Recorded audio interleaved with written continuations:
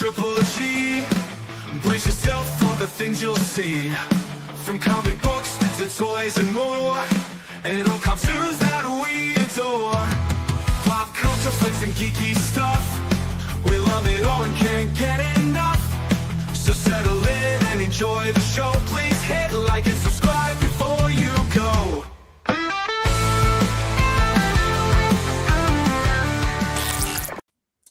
Thank you for joining us, everybody. We're an hour later than usual because I got a badge for D23. So yes, I'll be going basically 2 weeks after Comic-Con is D23 in Anaheim, and I'm going to Saturday. But thanks, guys, for starting an hour later. It feels like you're living that. I'm not going to lie. Do you know what I mean? No. I'm going to D23. Yeah, well, I'm going to Greg's, right? That's about as far as I'm going. Yeah. I'm happy for you, Efren. Thank you. I'm going to buy you something. Yeah, just you'll send it to me because James's post office. Last time I tried sending something to James, it did not get there. It came back to me about 3 to 4 months later. They were the and now I don't get Girl Scout cookies. Yeah, because of my post office. So yeah, thanks on post. But welcome everybody to Comic Talk. This is the show we do on a monthly basis where we each have 2 questions we're going to ask all of us. Obviously, we don't know what the questions are, and 1 bonus questions. And you guys, I always appreciate you coming on and doing this show with me. Good stuff. Good stuff, pal. So before we go any further, Peter, take it away. Yeah, we've got lots of people in the chat already. We've got Bowfire 4744.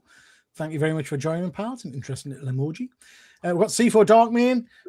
Okay, I'm ready. You can start now. Nice to see you, pal. We've got good old Wayne Deacon, always late. How dare you? How dare you? We have got Terry, the dead man. Good to see you, pal. Ian Carter, nice to see you. Ian, I hope you're well. We've got good old Ash. Nice to see you, bud. Are we being paid to be here right now? No, you're not. No, you're not. But we do appreciate you stopping by. What? No Fuzzy yet? Shocking. Yeah, haven't seen Fuzzy tonight. Yeah, he may turn up later on. We'll see. We'll see.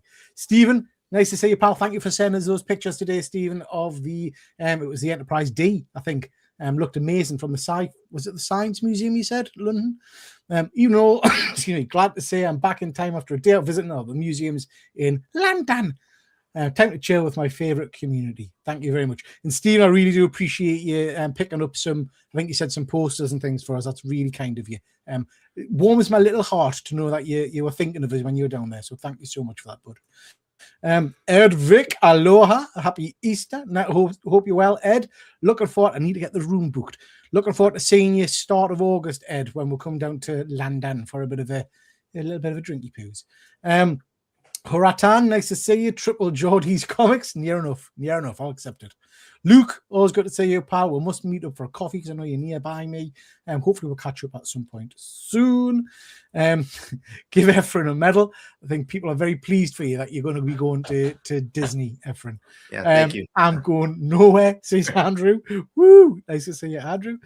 Had a great day visiting the Pokemon Center in the Natural History Museum. Natural History Museum, that's the one did we visit that one? I think we did, didn't we? That's in London. The great big one in London. Yeah, the one with all the stairs everywhere, and it was just immense, absolutely immense.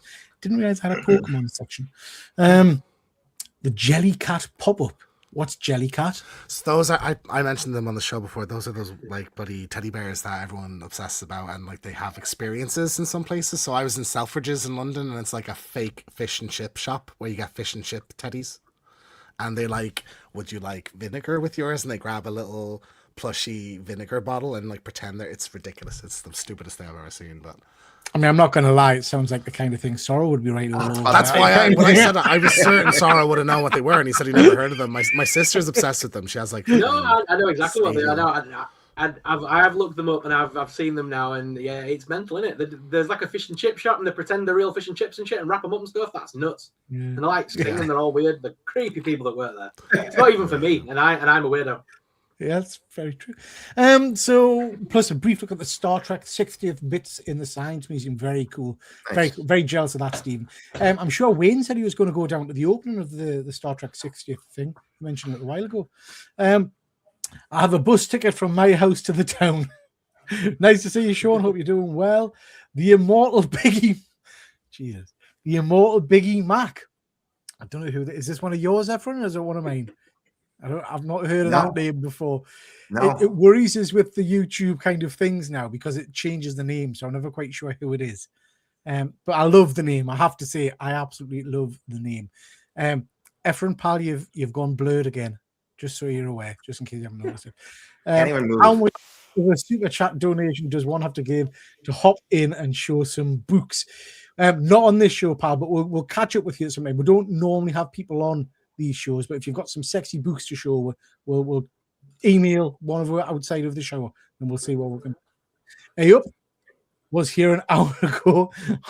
We changed the time slightly, Dan, because Efren was getting Disney 2020 thingy. Enterprise D, clear geek code. Well, I think you'll find it's NCC 1701D is the official license plate. James is spot on. My niece is a big fan of Jellycats. Never heard of them. I was very disappointed with the Star Trek thing. Oh, it's a shame, Wayne. That is a shame. You have to send us some pictures, bud. Thank God it was the camera going blurry. Thought I was getting Hey, Big Mac, I'll take your money. Right, up to speed, Efren. All right, so you guys ready? So we each pick 2 questions and then 1 bonus question. I'm going to go first. What is your favorite TV and movie theme song? I'm going to let you guys think about it while I go first. My first one for favorite TV, there's so many, but I picked the theme to Cheers when that show was on, and I believe in the 1980s. I just love that show so much. I don't frequent bars much, but I wanted to go to a bar and hang out where everybody comes and says, "Hey, Ephraim," stuff like that. So that's my favorite theme song. I've been watching reruns of Cheers recently, and just for nostalgia purposes, basically says, sometimes you want to go where everybody knows your name. And that was my favorite theme song on TV. For movies, I was going to pick Star Trek because Star Trek does this movie, or Star Wars, but the Rocky theme song. When that theme song came out, that movie came out like I was in my 20s, somewhere around there. But I just wanted to just fight somebody, be a boxer, just get me all ramped up. So that was my favorite movie theme song, the theme song to Rocky. I'm Gonna Fly Now, I believe that's what it was called, by Bill Conti. So those are my 2 favorite TV and movie theme songs. Very cool. I loved Cheers. I mean, as a Brit, Efren, we still got Cheers over here, and absolutely loved it. It was great. Theme tune for me is, I think I've talked about this lots of times before. I link certain theme tunes to certain kind of movie franchises and the action kind of kicking up. So I have to say, it's dead simple, but I have to say the Mission Impossible theme, whenever that kicks in, I don't know, I just get excited. I play it in my head and stuff, when I'm doing adventurous stuff and whatnot. I just love the Mission Impossible.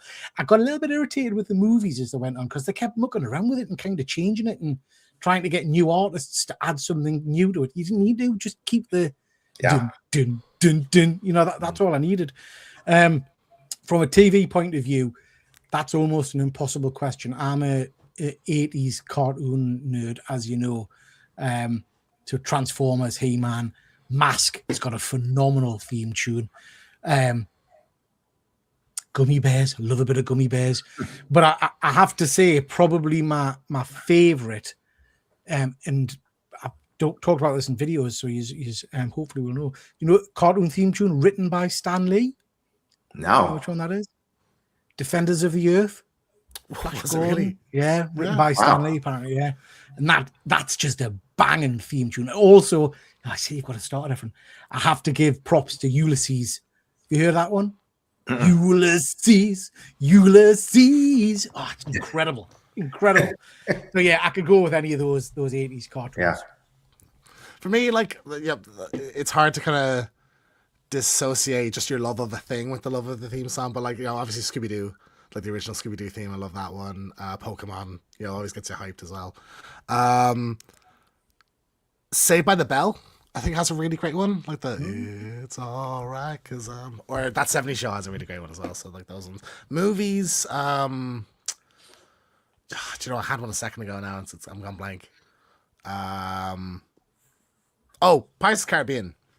Dun, dun, Yeah. dun, dun, dun, dun, dun, Yeah, dun. that's I a think that's good one of the one, most. too. I think that's one like that is top tier, up there Yeah. with the best, and people don't really mention it enough. I think so. Like that's probably that one always just. I listen to that in my own time sometimes. Like I think it was Hans Zimmer. But yeah, I adore that one definitely. That's a good one. As a Brit, I think we've got to mention James Bond. You can't not have a theme song without James Bond. Other than that, though, I think the Halloween theme song, obviously, that's so iconic. Yeah. John Carpenter. When it comes to TV, the original X-Men from the animated series, I love that theme song. And the old Spider-Man one, Spider-Man. Oh, it just sounds nostalgic when you listen to it now. I love it. I don't mean the 90s one. I'm talking like the old one, the 60s one. Yeah, I love that song. That's awesome. They managed to get it into one of the movies, didn't they? There was someone playing it on the street. Yeah. Mm-hmm. That's right. Yeah. Cool. Very Before cool. Michael Bublé, bursted out. Spider-Man, Spider-Man. We've got a few comments in the chat, Efren. The Fall Guy theme tune with Lee Majors singing it. Yeah, that's a good one. That's a good one as well. Oh, I have to give props to Airwolf.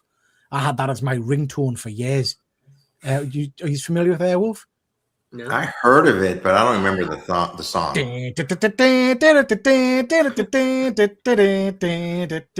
Oh, I love it. Absolutely love it. Class one. My favorite TV theme is He-Man. Yeah. I wake up daily and yell at my cat, I have the power.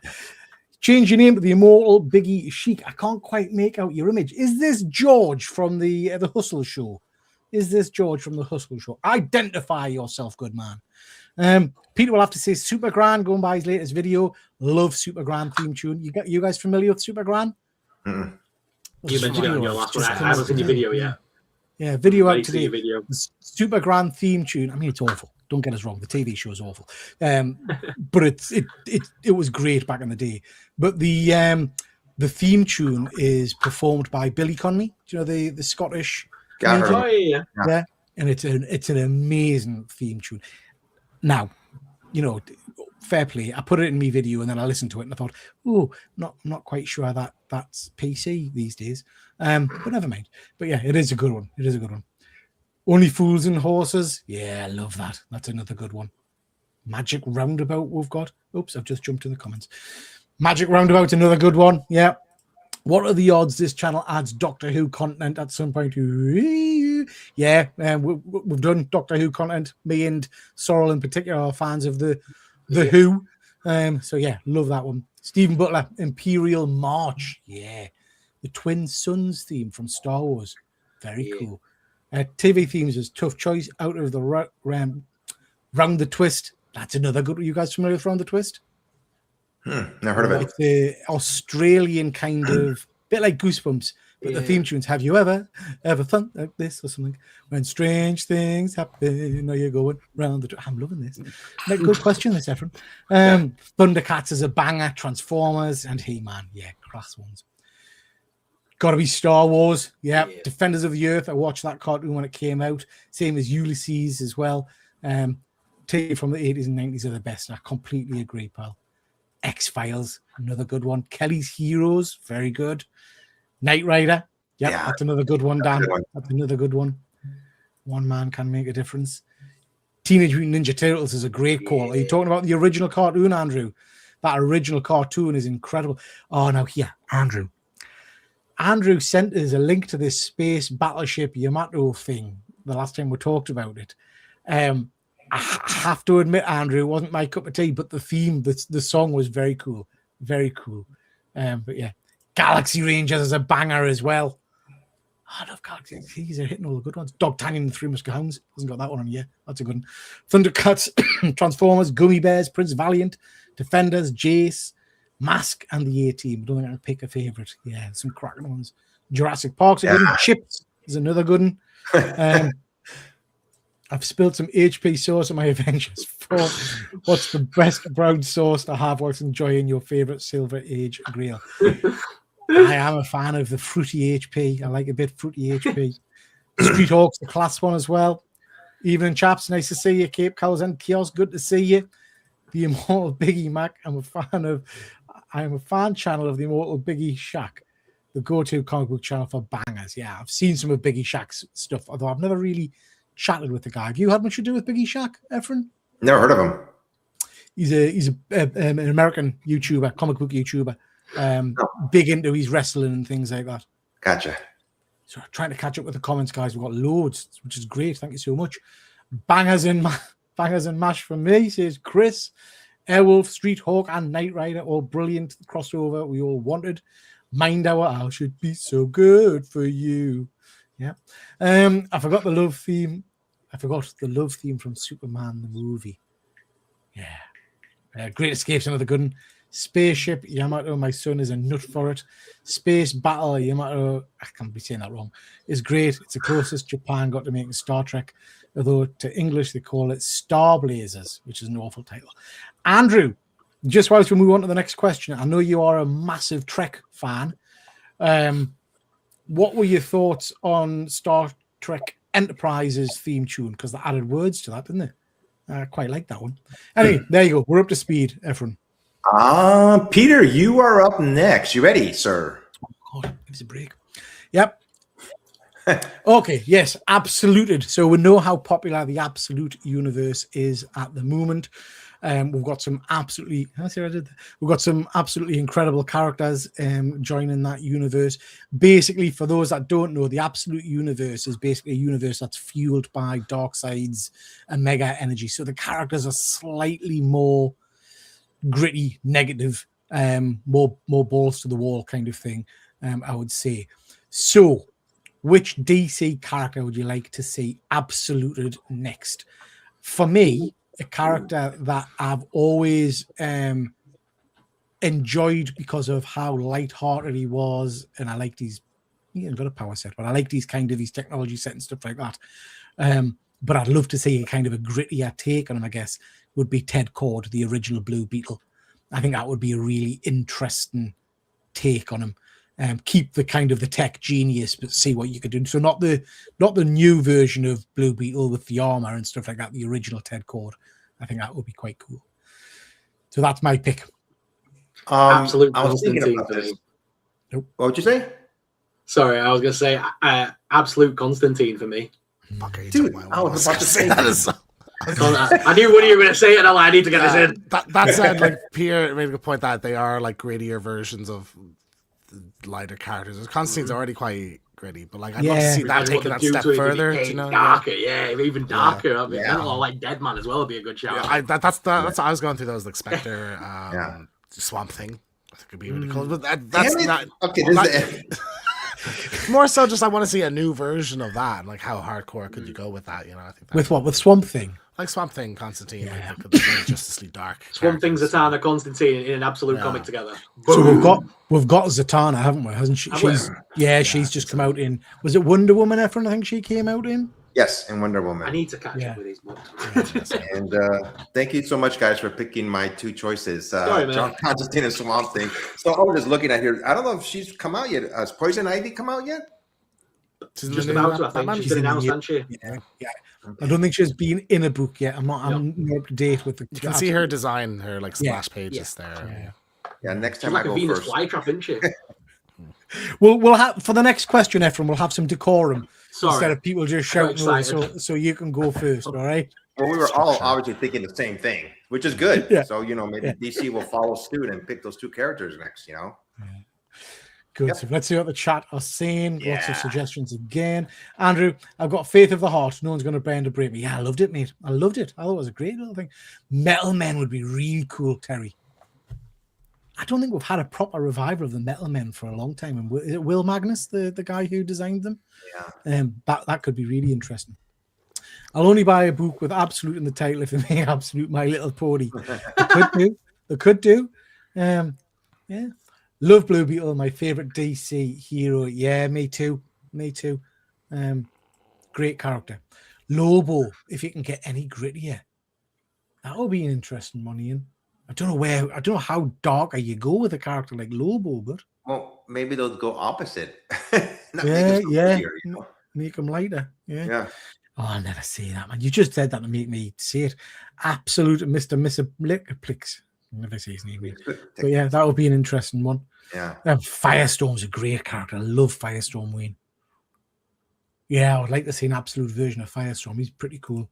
The grittiest I go is barbecue sauce with my chicken nuggies. See? Yeah, I like a bit of barbecue sauce. See, we always seem to get onto food somehow. Absolute Clayface coming out next in the Absolute Universe, clearly on the movie release bandwagon. That'd be very cool. Yeah, Dan, that would be a really cool one to see. Dan Garrett is the original Blue. Yeah. No, you're right, Terry. You're right. Terry's always there to pick us up. You're absolutely right, Terry. I meant the second version of Blue Beetle. I thought Clayface was in Arc M. Oh, you mate. Good work, Terry. Yep, you're correct, Terry. Keep the geek flying. Absolute Aaron Partridge, I'd watch that. Very good, Darkman, lol. Absolute Alpha Papa, that would be very cool. Lobo giving flowers to people would be cool. There we go. We're up to date, Efren. Cool. Let me get back to it. Mr. Sorrell, you are next. This is a good question. You ready, sir? Yeah. So do you guys read like digitally, or do you prefer a physical paper in your hands? Because I mean, I've tried the digital thing. I just can't get on with it. I know it's on the cheaper online when you want to pick up like the weekly ones just to see if they're good or not. But I mean, I do always prefer a paper comic in my hand. That's the thing. I do like a floppy comic. Yeah, I like a floppy one. So what about you guys? I prefer physical in my hand, but yeah, like budgetary reasons, I tend to do, like a lot of the time the shit I read is like what's free on Kindle. And I do like Amazon or Kindle has like a kind of like comic viewer mode, so like it'll like kind of stylistically go from panel to panel and stuff like that. And I kind of like that that vibe as well, you know. So yeah, I've done a bunch on my Kindle Fire, and it's so good the way it just pans around the book for you. It's so good. Yeah, because what I often find when I'm reading physically is I will just kind of glance at the other page, you know, and I'm almost spoiling myself a little bit as well. So that's a problem. So like, yeah, I enjoy both. I would say I prefer a physical one, but I think digital has its bonuses definitely. When I was growing up, obviously, I just used to read physical papers, just the touch and feel of a paper comic book to me. The smell too, you know, brings back so many memories. But nowadays, I mean, comic books are so dang expensive, you know, $4, $5, $6 and up. But a lot of my reading now is digital reading of a comic book, you know. But back in the day, if I had a choice to pick one, you know, cheaper prices of a comic book, I would pick a comic book every day. Just going to a comic book store and buying a comic book, seeing what's coming up next month. And you can't beat that. Yeah. So for me, it's more about time and access. I've got as I'm sure you all have as well, I've got a very busy life. So getting to the comic shop regularly is quite challenging. So I tend to read an awful lot digitally. That's not always the best because if a book doesn't grab us quickly, it's very easy to flick through digitally. It is with a normal comic, but it's even easier with digital. Do you know what I mean? But what I always do, as you can see behind us, is if I like the story, if it's something I enjoy, I'll always go back and buy the actual floppy issue, or I'll buy it in trade paperback. So basically, I read to cut out the chaff and then buy the physical copies of the stuff I really enjoy. Okie dokie. So the chat are seen. Mix Yes Pittle Ick. Thank you very much, Terry. Got to be paper in my hands, that feel and that smell. There was that very famous quote from Stan Lee, wasn't it? But it was, I think, proven to be bollocks. But it was attributed to him on a lot of stuff, where I think someone had asked him this exact same question, or reportedly asked him this question. And he said something along the lines of, comics are like boobs. And, you know, I admire and I like to look at boobs on a screen, but there's nothing quite like having them in my hand. But I think that's since been disproven that he didn't actually say that. Which can't imagine Stan Lee say those. Well, hopefully he didn't, because later on he got a bit fruity, didn't he? So yeah. Paper hate reading online, you like the smell of paper. Yeah. Yep. I love the smell of an old comic. Digital kind of bugger off, although I do like a comic historian. But flicking between the pages is better. Yeah. What are you reading on Sorrel? Digital comics are great on the 12.9 iPad. Yeah, that's what I use, Dan. I've got a rather large iPad that I use to read comics on. I've got a Kindle Fire. That's what I'm using. Well, I don't know what screen size they are. I have no idea how large it is. It's quite the decent size, iPad. Yeah, the iPad's like a bigger page to a comic. You know, it's quite a chunky monkey, which helps with my old eyes. I've not read a digital comic since I became able to afford to buy my own comics every week. Although the £100 bill this week gives me a pause. Yeah, it's not a cheap hobby. I've tried to read digitally, but my old eyes get tired very quickly. I'd love to save money, but it's not going to happen. Yeah. I prefer an actual book and physical item. However, my monthly pull list is mostly digital now as it's more convenient. Yeah, I'm the same, Stephen. And things like access to an entire back catalogue on the Marvel app. Yeah, that's great as well. Yeah, I'm with you, bud. Paper comics can be passed around or even cut up for art. That is true, Darkmean. That is very, very true, bud. I only buy actual books that really stand out as something special. Stephen, me and you are very, very similar, pal, because that's exactly what I do. Like I say, I go back and buy predominantly the first issues of series I really like. I don't know why. I like a first issue. But then storylines I love, I buy in trade paperback. And my absolute favorite, again, no pun intended, is the DC Absolute line, as you can see, because they're a nice hardback in a slipcase. They're a large format, so it gives the artwork time to shine and breathe. I just love that version of the books. So I'll always buy an Absolute. Nice. Deadman, honestly, try the Kindle app, Deadman. I know you said your eyes are getting older and tired, but I mean, the Kindle app jumps around for you. It does all the work. It just makes the paddles big on the screen as well, which is nice. You can read it clear. So the Kindle app's good for that. Or you can have your kids or grandkids read for you and just flip through the pages, Yeah. James, you are up next, sir. You ready? Yep. Here we go. You can pick any two characters or franchises for a crossover comic. What would they be? So, I know there was a crossover video game of this. I don't believe there was a tie-in comic, but I just love, I think these two IPs go really well together. But Mortal Kombat and DC. So you got a little taste of that in DCKO. But I really love to see another fresh crack at that. I think they match so well, and the game stories were really shallow and stuff. I think there's the villains match each other. I think it'd be really cool to see new version of that. I'm gonna go lighthearted for this one. It just popped in my head. I think we've seen them in a crossover event once in Roger Rabbit, but I would like to see Bugs Bunny and Mickey Mouse in a crossover.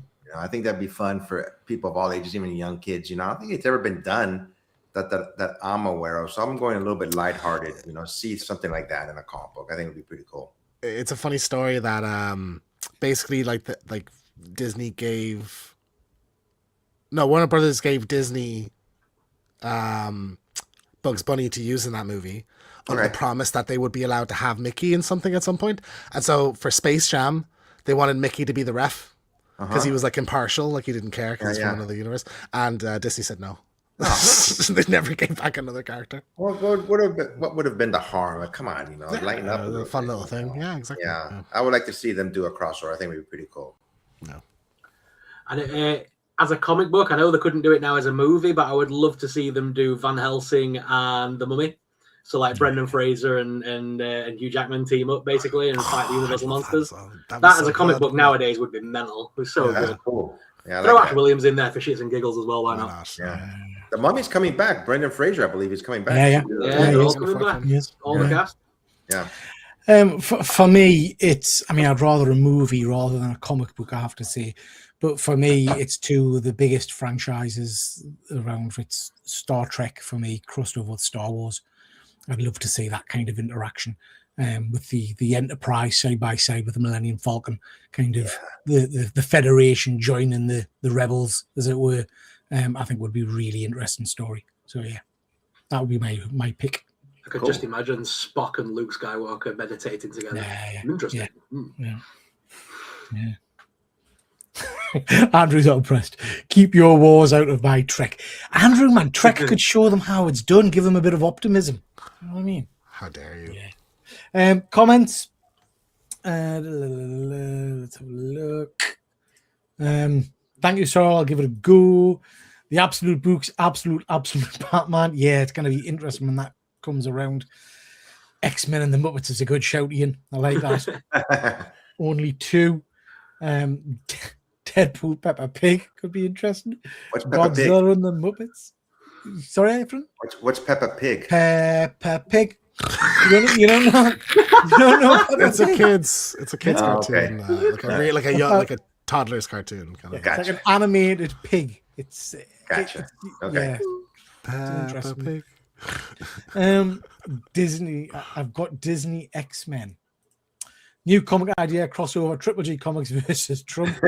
Yeah, I see he's been. Let's not get political, but I see he's been Pam. What you call her?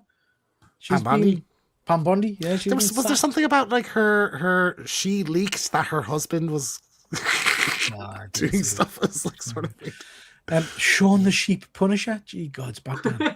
Are you familiar with the cultural icon that is Shaun the Sheep, Efren? No. Shaun the Sheep. No, it's not. Yeah. Right. True story. True story. Shaun the Sheep is by Aardman Animations, the ones that do Wallace and Gromit. And my son, this is years ago. My son, you must know Wallace and Gromit. Surely to God, that's Yeah, I've heard of them. Yes. Yeah. So it's claymation stuff. Stuff. Couple of years ago, must be 5-10 years ago, my son, Shaun the Sheep movie was out, and he convinced us to go and see it. Have any of you guys seen Shaun the Sheep, the movie? An hour and a half of no words, just just that's it. The entire film is just things moving on the screen, making noises. It was horrific. Anyway, I'd be all over that. So I knew you would, Andrew. I'd like to revisit. Oh, now you're talking, Bad Dan. Terminator and RoboCop. They did that years ago, didn't they? Yeah. But that could be very cool. Very, very cool. Rocket Raccoon Teletubbies. I think they're just testing you now, Efren. Do you know Teletubbies? Oh yeah, I've heard of them. Yeah. Transformers and Warhammer 40k would be good. Yeah, I'd like to see that. C4. I'd like to see that. That would be cool. Thomas the Tank. Are you familiar with Emmanuel? No, yes, I am definitely. Yeah, Mr. Man, what's happening to the chat? You're all insane. Mr. Man versus Hellraiser, Miss Piggy, Captain Kirk, Kermit a trilogy. Kermit a tree. God almighty. Punisher and Teletubbies now. Okay, we're up to speed, Efren. I am up next. Do you prefer team-ups or solo hero stories? To me, one of the best comic books when it finally came out was Marvel team-ups. I used to just love so much just all these team-ups. And I do like seeing team-ups, when certain like X-Men and Avengers or X-Men and Fantastic Four. So as much as I love solo hero stories, but most of my favorite ones have been with team-ups or teams. So I would choose team-ups over solo hero stories. I mean, I do love Batman solo hero stories. Don't take me wrong, make me back, or Spider-Man and all those. But when they team up with other characters, it's just, to me, I just like the when they talk to each other back and forth, just the dialogue, So I would have to pick team-ups. I love a good team-up story when it's done well, but I think the problem there, Efren, is there's so many of them just fall flat on the face. Do you know what I mean? I'd have to go with solo stories. You can have guest appearances in the solo stories. I always like that, but I just think with your solo books, you quite often get more of a character arc, more of a character development for characters who are a bit more kind of unknown. So I'm thinking back in the day, I fell in love with like Quasar. Are you familiar with Quasar? With bands and stuff? Crap character who just disappears when you put him into like a team book, really, because he gets drowned out by bigger characters. But in his own solo book, he was phenomenal. A bit like Darkhawk, I guess. So Thunderstrike, when he was in the Avengers, he was kind of a non-entity. So yeah, I do love a team up. But I'd probably have to go solo for me personally. Yeah, I go solos. I think it's the focus. They're the focus of it. You get to explore that character more. Whereas like in a team up, it's about the excuse for why they're together and stuff like that. So I'd say for the same reason I go for solo over team up. I don't know, because like some of the comics I read coming up were always the big crossover ones, because they were the ones that were in big graphic novels that I could get my teeth into and read. There was no point buying a floppy graphic novel that's only about 10 pages long. I always bought the big books. So I mean, I grew up reading like Apocalypse War and things like that, and House of M and Avengers versus Inhumans and things like that. I grew up with all them kind of books. So a crossover can be good when it is good, or like the older ones were good, I suppose. Just the modern ones tend to be a bit more of a flop, don't they? Absolutely. I mean, one of the best books I bought as a kid was the DC versus Marvel book back in the day, where you had like Batman versus, you know, Captain America and stuff like that. That was a great book as a kid. Yeah, no, you're absolutely right, Sorrel. I mean, I do love a crossover. More so than that, I guess, Efren. I love an alternate take on a character. So some of my favorite books are the What If books or Exiles. Loved Marvel's Exiles, where it was like a different version of the characters. Yeah, you know? that was a good one. That kind of stuff was pretty cool. Like Gotham by Gaslight and stuff like that as well. Those Elseworlds. kind of books were always good. Elseworlds were Yeah. great. Best crossover movie of all time was Spider-Man No Way Home. I'm sorry, man. When the other two Spider-Mans came out, man, I was like, oh my God, game over. You know, if I had to choose between that one and Avengers, the last movie, that'd be a tough choice. I just love seeing those characters, Spider-Man characters, finally get together in a movie. Thought it was awesome. You know? Yeah. The only problem, slightly off topic, but the only problem with those kind of events now is the age we're living in. It's so hard to keep anything a secret, isn't it? And I know we'll go looking for it. We'll look for the stuff, I guess. But you know, there's nothing beats that experience in the cinema where you're not expecting it and it's on the screen. And I think with Spider-Man, we all kind of knew it was coming. But it would have been better if they would have kept it a secret. You know? But they did quite well to hide it, I guess. But, couple of things in the chats. They're still talking crazy team-ups. Triple G's hair versus Efren's hair. Fair enough. Tweenies versus Lobo. Blankety blank versus Deal or No Deal. Efren, are you familiar with blankety blank? Blankety blank. Bum, bum, bum. No. Blankety blank. Blankety blank. No. I don't know if I want to. Tremendous show. Les Dawson at his finest. Superb. Used to love the Marvel DC team-ups. Yeah, I've got all the Treasury editions behind us there. Some great books. Only one I haven't got and I'm on the hunt for is, it's a kind of a team-up book, is Superman versus Muhammad Ali. I haven't got that one yet. So I'm always on the lookout for that one. That was the big ones, right? The Treasuries. Yeah, Treasury. There you go. Yeah. Depends on the character. Get fed up of some characters being overused. That is true. If you wanted a Spider-Man book, I'd buy one. So get annoyed when it turns up in someone else's book. That is true as well. Sometimes team-ups can elevate C-list characters, creating new dynamics. Yeah, very good call on that one, C4. Kirkman's Marvel team-up run was in the original Exiles. I loved that. Did any of you guys read that? The original Kirkman team-up? I didn't. Really good little run. Wasn't a long run of books. It gave like a version of Iron Man, I think it was, from the future, Titanus or something, I think it was called. But that's the short series of books that also gave with the Invincible and Spider-Man crossover. That's now been reprinted and everything. Was that a good story? I never read it. Invincible Spider-Man. Yeah, it was good fun. It was good fun. I read it. Yeah. This week's Invincible, by the way, if anyone hasn't seen it. Oh, superb. I've just started reading Green Lantern, Green Arrow, and Birds of Prey. Good examples of elevated characters coming up with good combinations. Yeah, Green Lantern and Green Arrow always worked well together. Great little team up.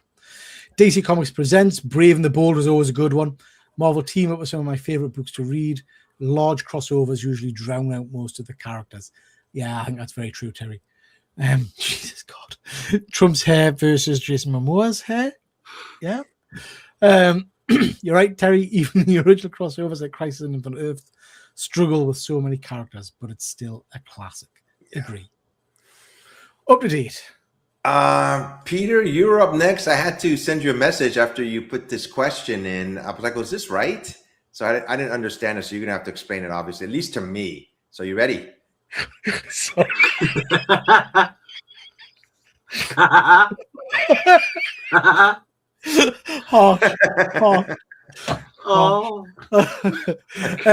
yeah. So I purposefully did that, Efren. So you normally have the benefit of having seen the questions. So this one I thought I would leave it quite vague, and I'll give you a couple of minutes to think about it, guys. How should it end? So I've picked a character each for you, and I've tried to go for something that that is in your wheelhouse. Oh. And I just want to know if whatever the franchise that owns the character was to go belly up tomorrow and they said, right, we're ending the series. How do you want that story to conclude? Never to be continued. That's it, just done. So for you, Efren, I was thinking Daredevil, how should Daredevil end? James, I was thinking the thing with the mushrooms. What do you call it? The Last of Us. The Last of Us. That's the one. Okay. So how would you wrap that up? All right. Yeah, Sorrel, I was thinking some kind of Dracula book. So Marvel's version of Dracula. How does that end? For me, and guys in the chat, please do pick your favorite character and say how you'd want the storyline to end. I've gone wide. I've gone Marvel Universe. If Marvel Comics was to be binned tomorrow and they were going to wrap up the entire universe, what would we do?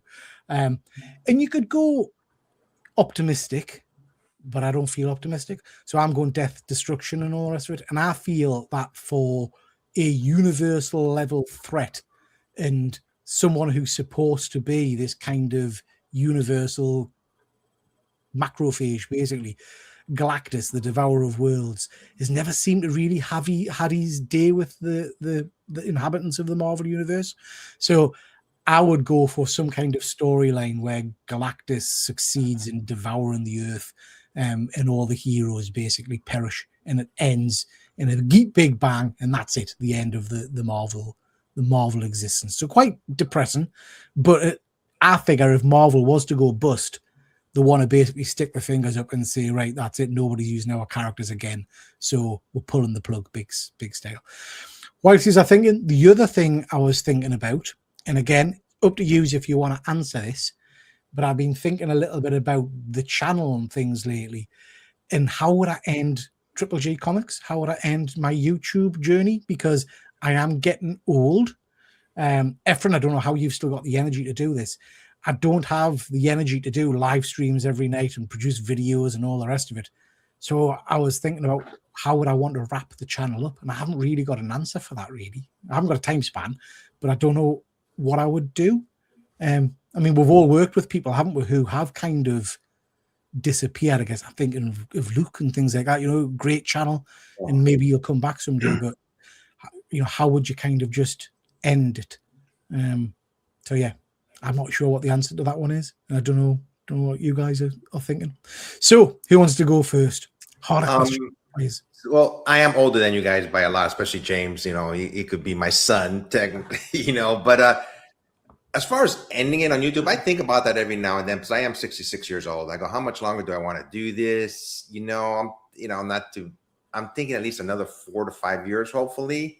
And, we'll see after that. But I value your friendships now. I think I would tell you guys, hey, I'm done. I may watch you guys, but I'm going to be done. But besides that, going back to Daredevil, first of all, obviously, I'd give him his vision back, so he's blind. He's been blind all years. So I would give him his vision back so he can finally see everything. I would have him reunited with Elektra finally once and for all. But Bullseye would kill him at the end. And then he would be reunited with his father and Karen Page. Because in the TV show, Karen Page is still around, but in the comic book, she died of drug overdose. I believe she was a drug addict. So she passed away a long time ago. So I would have him reunited at the very end with his father, Jack Murdock, and Karen Page. That's a really interesting take, Efren, because Daredevil, as much as I love the character and I love the street level and stuff like that, it's always had a very religious overtone, hasn't it? Yep. So to end it with almost meeting his maker, as it were, in the afterlife and stuff, that's got a very poetic feel to it. They'd have to really lean into the Catholicisms because they always have done with that comic. And if they really led into that and did the pearly gates and him walking off into the light, that'd be awesome. Yeah. Do you remember, just on a slight side note, I'm sure Efren will have read this one. There was a series, Fantastic Four run. Was it Mark Waid? I'm sure it was Mark Waid did it. Don't know if you remember, Efren, where I think the Thing had died and the Fantastic Four, Reed worked in a way on breaching Heaven's Gates to save the Thing. And it was Jack Kirby. Kirby was the grand designer and stuff. And it was brilliant. Yeah, it was brilliant. Yeah. That's a brilliant answer, Efren. Well done. Superb. Mr. Sorrel. Cool. For me, sorry, James. James. Go on, James. You go, mate. You can go. Sorry, you can go. Sorry. Okay. Literally, I heard the smacking of your know you're picking an next person, so I was about to interject. So for me, I would say that Dracula's wandered the earth for so long that he's fed up with immortal life, and he decides he wants his life to come to an end finally.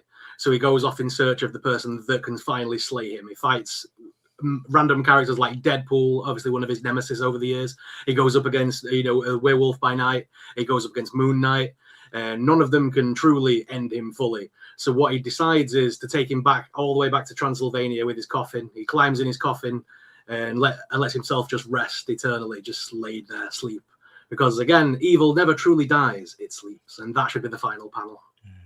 Oh, I would say that he would fight Buffy, and Buffy would. Well, Dracula's been in so many crossover books over the years. There's so many good books with Dracula. I mean, the best one was always Vampirella. Vampirella and Dracula books were always top notch. Nice. He did appear in, I think, can't remember which season it was of Buffy, because he's in the first episode. That's right. Yeah, I remember Can't he remember had when it was. Vander enthralled. 4 or 5. that's right. Yeah, and at the end, she stakes him and he turns to dust or whatever, and then you see him kind of reforming, and she shouts from the behind us, "Come on, I'm still standing here," or something like that. Yeah, it's great. That's a good one. Very well done. Nice, Mr. Keegan. I've actually done a video about what I think like the next Last of Us thing should be. So I'll be careful because I don't want to end up spoiling like the next season, because we've only covered half the second game. But like broadly, the first one is about like love and protection and stuff. The second one is about like hatred and revenge. I think the third one should be about like forgiveness, redemption. I think that's the storyline I'll go for. I would bring back like the idea of a cure, and I would say like the third one should be a journey to, there's a potential to have the cure again. And I would probably end it with a cure and just kind of a hopeful kind of send off for that story. I think that's why I go. I wouldn't have a full the world is healed. And I think after 20 years of everybody killing each other, it's not exactly repairable. But like just to end it on a nice hopeful note of there's in distant future there will be things can improve. So Again, great, James. And I think for me, The Last of Us is I know we've said this before, very similar to Walking Dead in some regards. I think by the time the story's getting to where it is now, the plague, the mushroom plague or the zombie plague in Walking Dead almost doesn't matter. So you can cure people. that. Yeah, the world is still a shithole. Do you know what I mean? Exactly. With people cannibals killing out each there, other. like, And, so you're right. You can end it with them curing the thing, but actually the world's still screwed. Yeah. It might get better, but yeah. Good ones, guys. That was an interesting one. Let's see what we've got in the chat. Oh God, the people we attract. How should it end? Hot and damp. Hot and damp. Nice. Luke, red and raw. I'm going to assume that is red and raw. Yeah. Us all holding hands and having one last kiss. Sorry, I meant comics. I'd be down for that. I'd be down for that, C4. Ash is with you. He's down for that, C4. Stranger Things, how it should have ended, it should have started. Wayne's having a pop at Stranger Things because he doesn't like. He's watched 2 episodes. Do you know what I mean? You can't judge it. Screw you. Star Trek is going on forever. Do you know what, Andrew? When I thought of this question, I was going to do Trek, and then I thought no, because I've been a bit.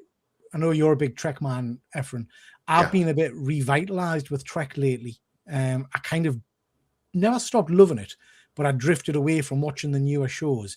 And then I found this whole thing with, I'll get it wrong. The whole thing, is it the burn where all the engines explode?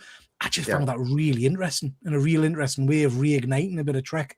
And I did like Starfleet Academy. Not finished it yet, but I do like that.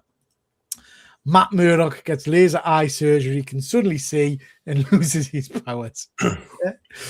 Dracula, stake of the heart. Simple, isn't it? See, I'd like Dracula almost. There's a scene in Blade, isn't there? Is it Blade? Where the elder vampires just sat at the beach watching the sunset or whatever for the last time. Yeah. That's quite a poetic way to die, I think, for a vampire. One last sunset, that would be quite nice. Last of Us, discover a warehouse full of weed killer, problem solved. Yeah. Peter would go into a food review for Ponzi Food. I would, Wayne. You say that, but I've often talked about me and my wife doing a food channel because that is one of my other passions. We eat out far too much. Eat out a hell of a lot. That guy that you watch who lives down my neck at Woods, he's got one with his wife now, hasn't he? Danny. Is it Danny? Danny. He's doing one with his wife now, Mr. and Mrs. Yorkshire. Yeah, that's right. Yeah, I'd love to do that. Star Trek Academy ended by no one watching it, or She-Hulk finally getting better CGI. Yeah. End Triple G with your Galactus suggestion. Yeah, could do. End of the channel is easy. Replace the quiz with Battle Royale. The quiz is almost a Battle Royale anyway, Andrew. You beat me to it, Stephen Butler. Plus, he marries Karen and lives happily ever after. Everybody's wanting D. It's nice, isn't it, that people want Matt to kind of have a bit of a happy end, as it were. He's been such a tortured character. Oh, he has. Heck yeah. But can I just say, side note as well, episode 3 of Daredevil aired on Wednesday. It's phenomenal. This series. I haven't seen it yet. I haven't seen any of the new episodes yet. Really, really strong. Really strong. And I'm loving Matt's character in it. He's just great. If Evil Dead was to finally end, it'd have to end with the origin, look, and read. I'm not sure what that means, pal. Evil Dead fans, what do we mean by that? The origin, look, and read? Not sure, bud. No. Hang on, 66. I thought he was 46. Who are we talking about? Me, Efren. my age. Oh, Efren. Oh, Efren. Yeah. No, Efren's 66. Yeah. It's incredible. You guys better not stop this. I'd have to find a social life. Yeah. Kel Prime, it can't end in our lifetime. It hasn't started yet. Batman ends with Bruce waking up and his parents being in the shower. Yeah. What was that? Was that Dallas that did that? That was Bobby Dallas. Lewin? Yeah, when they brought back Bobby. I've read lots of stuff about Batman, different takes and stuff about him. Kind of, he's actually locked up in Arkham, and he's been imagining. He's been imagining It would explain why nearly half of the people he's fighting are all doctors. Yeah. I've seen one where Alfred was a Joker. That was a good one. Yeah. And Noddy and team up with Bob the Builder, Fireman Sam versus Zombies versus Porridge of Peace. Gee God, yes, that would be interesting. They should give the Pirates of Darkwater an actual ending. I never got into Pirates of Darkwater, not one I picked up. I wanted a wicked ending for the V TV series. They cooked it up. Yeah, V went drastically downhill when they went to the ongoing series. Wayne, the original couple of miniseries were amazing. Frankenstein gets plastic surgery and ends up looking like Trump. Last of Us should end with a mushroom animated Joel killing everybody. Okay, that would be Mr. Keegan. What do you think about that? If it's an excuse to get Pedro back, I mean, like, I'll take it. I'll take it. Pedro's back. James will take it. James will take it. Oh Christ, I thought we're finished. Sorry. More comments. I don't mean that negatively, guys. It's great that you're commenting so much. We'll love it. Twin Peaks in the Return had ended a bit more conclusively, but no chance with Lynch, and now he's gone. We'll never get a satisfying end. I couldn't understand Twin Peaks. It was one of those shows that I just never understood. If you like Burn, you've definitely not seen season 3 of Star Trek Discovery where they explain it. At Google, either you told us, Andrew, or Efren might have told us, or someone Googled it and it made no sense to us. Is it one person or something that's caused it? Yeah. Yeah. Peter, you should end the channel with Triple GG the movie. That would be good. That would be good. Look and Read was a kids' show on BBC. Oh, okay. Not familiar with that one, bud.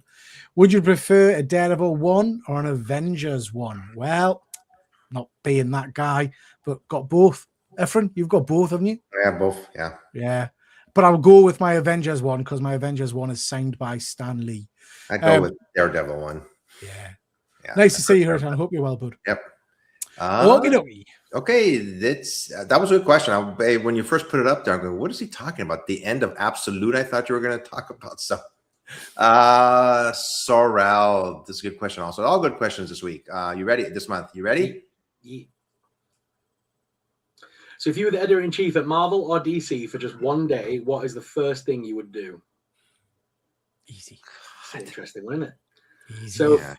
So for me, I'm a monsters guy. So I mean, I would definitely make them use the monsters more because they've not used like Manphibian, Frankenstein. They've not been used in so long now. They should revitalize like the monsters label, like the Legion of Monsters, or modernize the Stranger Tales kind of books and bring them back full time. What about you guys?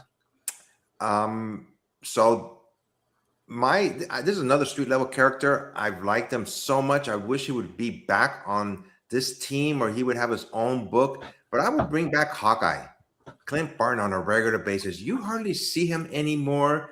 And to me, he was in the 70s, especially in the 80s. Hawkeye, he was another guy with no powers. All he has is a bow and arrow, just like Green Arrow, nothing, just his grittiness.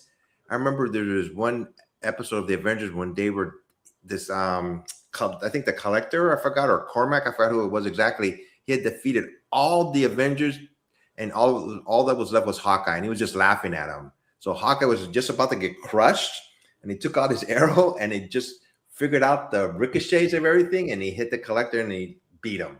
So to me, it would bring back Hawkeye. I really enjoy that character.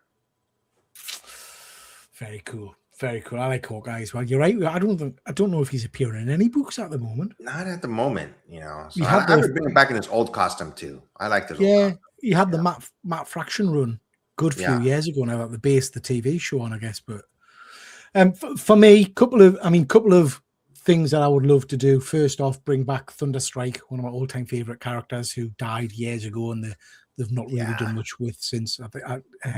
I love that everyman version of Thor. Midnight Suns. I think that original team up of Morbius and Deacon Frost and all those kind of characters, I think it was, was spot on. Love that. So I'll go for that. But if I was editor-in-chief, I think I'd have to look at the money side very carefully, but I would massively condense the amount of books we put out. I don't think we need 15 Spider-Man books or 32 X-Men books. I think it turns people off. So I would condense those books as much as I could, and I would make bad guys be bad guys. I'm sick of rehabilitation arcs and things like that, and get rid of freaking Venoms. Have Venom, and then not every bugger on the planet having their own symbiote, because I think it dilutes the character terribly. So yeah, is it wrong to say that I think that Marvel and DC could both do with a soft reset at this point? Like they need something that just resets the entire line again, because it's just they always keep on rebooting it number ones over and over again. I don't think they can stop, even if they want. One more thing that I would change, just for a month or something like that, just bring back the regular papers, like from the 60s and 70s. Bring that back as just like a one-time thing or something like that. I think that'd be pretty cool. Yeah. I'm taking the question, but I'm not going to answer it in the spirit I think the question's asked. But I've thought about this before. If I was in charge of DC, because DC most of the time, unless they outsource, they've been outsourcing some to like Dynamite lately, publish the Warner Brothers like IP comic books, like tie-ins and stuff like The Matrix and stuff like that. So I'd probably do more of that. Where I'd have an ongoing The Matrix series, an ongoing Mad Max series, some kind of like Harry Potter universe detective story, stuff like that. I'd do some more fun stuff with those franchises. The other thing is I'd make Kevin Smith get off his ass and finish his bloody Batman fucking trilogy started 15 years ago, just give us the third one or get someone else to do it, Yeah. That's a great point, James. If I was editor-in-chief, I would have some kind of thing where your books are ready to be released. We cannot be having things like the Batman run at the moment where Jim Lee's 6 months behind.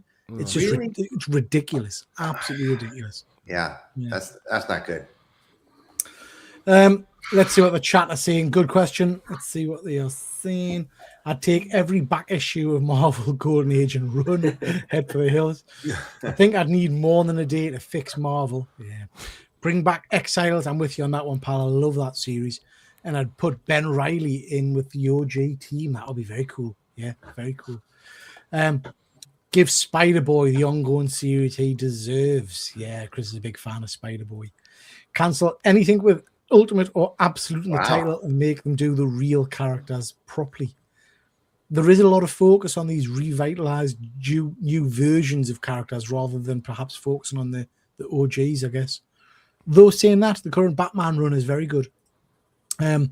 Bring back the old school X-Men. It's an interesting one, Ian, and maybe it's a question for another time. I don't know if some series and some characters are just almost beyond repair now.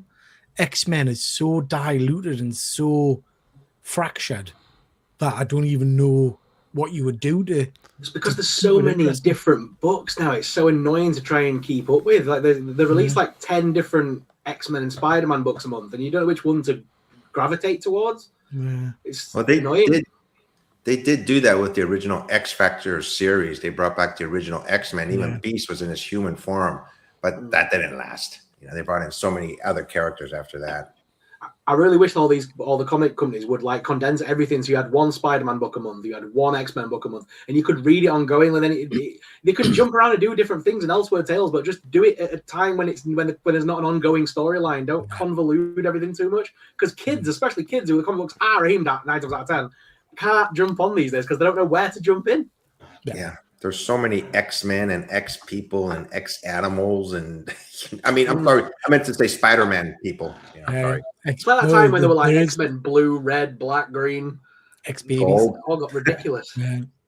With Marvel, I've had one course. I would have one course story for the whole setting, and then do mini series for other characters. Yeah, that could work. Kenneth, nice to see you, pal. Hope you're well. I would introduce Topless Tuesdays in the office.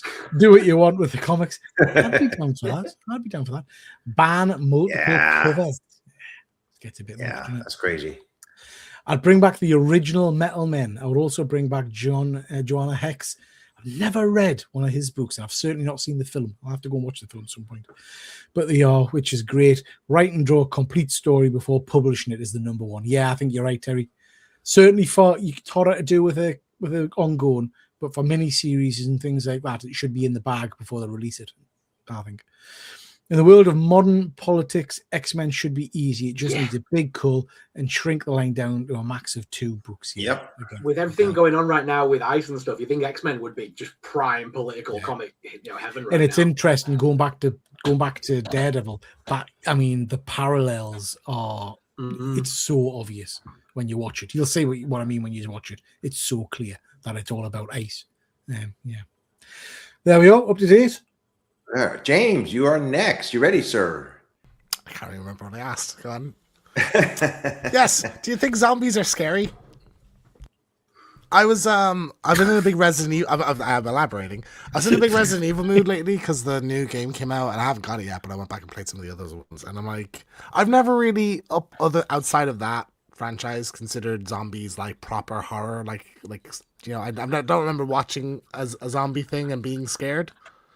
So do you guys think zombies are scary? Is there a specific zombie like IP that you think, oh yeah, this is a scary thing and it's about zombies? Like, I think I'll jump in and go first. I think yes, I think zombies get a bit of flack for not being scary because you've got the slow kind of methodical, I can run away from them. But there are other versions of zombies that aren't like that. But even I would argue with the slow ones, if we use like The Walking Dead as an example, there's something absolutely horrifying, I think, about the horde, just the volume mass of it, which is pretty scary. And also, what's more scary than being eaten alive? You know, there are some scenes in like The Walking Dead where, I mean, it just shoot us in the head. Do you know what I mean? When you see them chewing on the legs or pulling their insides out, and the people are still alive. Nah, that's horrendous. But I guess for me, it's the size of it is scary, and I think when you see the versions of zombies I can't remember. I'm trying to think of an example of a zombie that's fast. Do you know what I mean? The ones that run 28 days, 28 years. years. I think that's even scarier. They're scary. Yeah. So I do. I think zombies are scary. I think zombies are scary too. They just scare the bejesus out of me, man. I used to watch the Walking Dead too. The zombies there. Oh my gosh! And I remember that one scene, that one character, he was stuck in a revolving door and he couldn't get out, and his face was pressed against the window, and then they just biting him. You see his blood coming everywhere. There was a Brad Pitt movie. I forgot something Z. World War Z. Was he? Those zombies were quick as heck, man. That'd be like a nightmare. That'd go game over, you know. So yeah, to me, zombies are scary. From Dawn of the Dead, all those George Romero movies, you know, they just something about them, they're frightening me. But I won't watch those older ones. But when I used to watch The Walking Dead, I mean, my heart would be pounding, and I'd be so nervous just watching it, you know. But I do think they are scary. I didn't think zombies were scary for a long time, and then I went to HorrorCon, which sounds ridiculous, but they had a hallway, and it's in the Magna Centre in Sheffield, which is a big old steel mill. It's a massive, big building, and it was a confined corridor space. And the idea was to get from one hall to the next, you had to go through this zone where there were just people dressed as zombies, and they were in character, my friend. And I was one of the first people to step out into that corridor and just look at these people. Just went and just looked and made this noise at me. Shat my pants. I walked away for a good few minutes, like nope. So there is something about that. It's when you're faced with it. Oh my god, it's unnerving. Yeah. Jumping to the chat then, C4 Darkman. At one point, Amazing Spider-Man went weekly, and that was great. Whole story month. Yeah, I remember that was good, pal. Joanna Hex. I always say it. It's not Joanna, is it? What is it? Joe? I can't say the word. Jonah Hex. Don't watch the film, please. It's nothing to do with the comic character. It's Thanos, isn't it? He plays. Yeah, Josh Brolin and Megan Fox and Michael Fassbender. And I mean, I like Michael Fassbender. Megan Fox doesn't.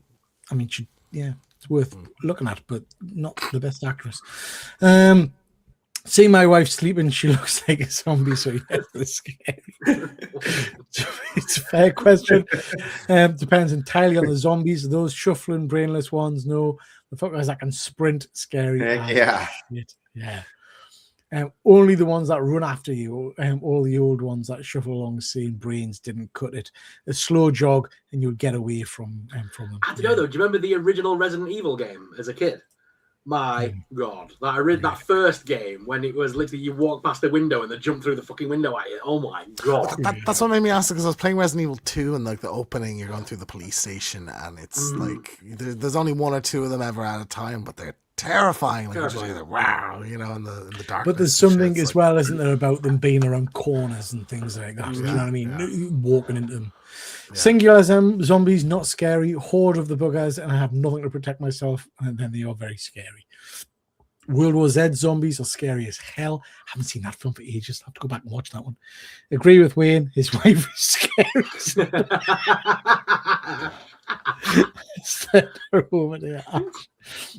What's scarier, zombies or Geordies? Definitely Geordies. Definitely Geordies. Yeah. Appreciate it, mate. Choke on them. Nice to see you, Simon. Hope you're well, bud. Got to be the Geordies, because you have to figure out what they're saying first. Wow. Well, that's the thing, Pete. I mean, if we were going to go like full on with this, I mean, like Geordies or the Jersey Shore people. I mean, the Geordie Shore is just horrific. Just horrific. Who's worse though, the Jersey Shore or the Geordie Shore people? Like, both like zombies, really. Yeah, God. I did a day on WWZ. They did a massive reshoot. So that's interesting, C4. That's Very cool. Cool. Very cool. That's what we're all talking about. Wayne's wife. That's what she said, Simon, after being caught watching asleep. Night of the living way, man. Have you not seen Cockneys versus Zombies? I have, Ian. It's really, really good, actually. Really, really good. I like that one. I do. It's a long time since I've seen it. It's got what you call him, isn't it? I can't remember his name. Is it Bricktop from Snatch or Lock, Stock? Can't remember. Who always plays the Vinnie Jones. No. Yeah, no, it's the older guy who's like the main mobster guy. I think he's called Bricktop or something in the film. He's like the American. No, yeah, Ian's saying Bricktop. He's the very Cockney gangster with the thick glasses who talks to them about the pigs. Asking what's the nemesis? An horrible C word. Yeah, Bricktop. Yeah, great film. There we go. We're up to date. Okay, so we're at the very end of the show, everybody. This is the bonus questions. We can ask each other any question. Doesn't have to be comic book, entertainment, toy related question. Any question that pops in our heads. We ask these last 4 questions, and I am up first. What's your favorite candy bar? So when I was a kid, and they don't have them too much here anymore. I don't know if you guys ever heard of these. They're called Baby Ruth candies. Baby Ruth. Baby Ruth, they were just, they're so good, but I don't see them in stores hardly anymore. It's just your basic chocolate candy bar, but inside had peanuts and caramel, and it was just my favorite candy bar. But when I go to stores, I don't see them everywhere. Now that I'm thinking about it, I'm going to go on Amazon afterward to see if they sell them there. it was just a good old fashioned candy bar, and that was my favorite. If I see them, I buy them, but I hardly ever see them anymore at stores for some reason. You know, I think they were named originally after Babe Ruth, the baseball player from the Yankees back in the day before I was born. But the Baby Ruth candy bar, to me, that was my favorite. It's kind of like a Snickers with more peanuts, isn't it? Yes, yeah. Snickers is more chewy, you know, gooey, but Baby Ruth is just a good candy bar. It's really good. Yeah, I've had one before. They're good. Yeah. I'm partial to a crunchy. I like a crunchy. Cadbury's crunchy are pretty good. You know, the honeycomb. Yeah. My favorite is a. It used to be called a Moro, but it's called a Boost bar now. So it's like kind of a soft. Is it kind of nougat or truffle-y kind of filling, and then there's like little biscuit bits and caramel and stuff like that. Like I would say that's my favorite. I also love Maltesers. They're a go-to for me as well. So like those would be my three kind of favorites. You know, I regret when I went there to visit you guys, I didn't try a candy bar from over there. I pointed that out in the shop, and you bought a Snickers or something, and I said, "You want to try one of our ones?" And nah, man, I want to have. No, I tried. I bought a Snicker. I don't know what I was thinking. Maybe I was. I said that to you. Leave me alone. It was the most American thing you did. Do you know what I mean? Efren, would you like to try some of our chocolate? Do I hell? I want American. Give me American chocolate. Give me something I can recognize. American McDonald's. Our Snickers would taste better anyway, because I mean our chocolate's better than theirs. I mean, I've had a Snickers in America, and England. Because like really? when we were hanging around the like waiting for the airport, we were in like a pound shop, and I bought like a load of variety boxes of different mini ones for him to try, and I think he had one. I just didn't want any more. Nah, man. One of you guys gave me some to bring home, and I did eat them. I forgot what they were though. Apparently, you sent me that care package a few years ago. Yeah. I don't know why I picked the Snickers when we were waiting. You were like offended that I asked. That I had the gall of even suggesting you don't get a Snickers and you try some British chocolate bars. It's a hard question, this one, Efren. A very hard question. I have to say, I mean, I do like a Boost as well. Do you remember the coconut Boost they used to do years ago in the red wrapper? That was good. No, that was good. Yeah, long time ago. Terry's just saying Aztec bar as well. That was lush. That was really nice. But I'm a caramel kind of person. I like a Cadbury's caramel, and I like to freeze it in the freezer. Sorry, so it's really hard. I freeze all my chocolate. I don't know why. I've never been one for that, or put them in the fridge. No, I like it frozen. I like a room temperature bar, you know, like frozen's good. Yeah. So I would probably go caramel. I'm also very, very partial to a Toblerone. Love a bit of Toblerone. Oh, I like a Toblerone. Yeah. That's a proper chunky chocolate. It's so easy to eat half a bar though. Like it's the thing. It's well, like huge. Well, is it? I mean, which size bar do you get? Because I get the mammoth. I'm I get the ones that I use as a step ladder. The airport ones, like the big ones. Yeah. For years in the UK, we've always been off and on with the Wonka bar, haven't we? Like, I mean, but back in the 90s, they did the Wonka bar with popping candy in them. Candy, yeah. They had them for a lot of years, and they got rid of it. And then when the movie came back around, they re-released it, but with marshmallow in that time. It was like a harder, like a square candy bar, wasn't it? It had like the marshmallow in it. So yeah, Wonka chocolate. They need to bring back Wonkas. I think they've just brought back Nerds, but they're nowhere near as nice as they used to be. Nerds, you're still getting in the States a lot. I like the Nerds. Nerds clusters are nice. Yeah. Everybody answered? Yeah. Yep. Ian is saying 3 Musketeers in the States. Isn't that basically just our Milky Way? Yeah. Yes. And then like a Mars bar is different over there to what we call a Mars bar and stuff as well. It's like there's like a rotation of names around different bars there. When we went to Mickey's Not So Scary Halloween party in the Magic Kingdom at Disney, and they do the trick or treat thing, and they give you loads of the American like snack size ones. We were back in the room that night, just going, I can confirm this is it's called a Whopper. A Whopper, we call it a Malteser. We were just sat there just confirming what all these bars were. There's loads of chat about Wayne's wife. I'm not getting in. Let's not spend 5-10 minutes. Yeah, let's not talk about Wayne's wife. Unless we're discussing what Wayne's wife's favorite chocolate bar is, I'm not interested.